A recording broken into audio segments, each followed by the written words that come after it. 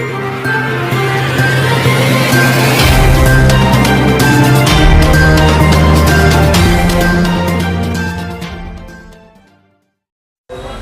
అండి everyone, AP మీడియాకు స్వాగతం. బీవీ గెలుపుతో మొక్కులు తీర్చుకున్న టీడీపీ నాయకులు.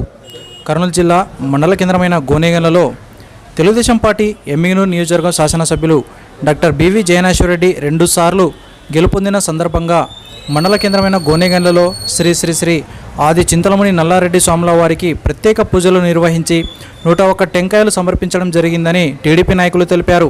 అనంతరం మండల కన్వీనర్ నజీర్ అహ్మద్ మాట్లాడుతూ ఎమ్మిగనూరు లెజెండ్ బీవీ జయనాశ్వరరెడ్డి గెలుపుతో స్వామివారికి మొక్కులు తీర్చుకున్నామని, ఎమ్మిగనూరు నియోజకవర్గంలో బీవీ జయనాశ్వరరెడ్డిని భారీ మెజార్టీతో గెలిపించిన వారికి ఈ సందర్భంగా కృతజ్ఞతలు తెలియజేశారు.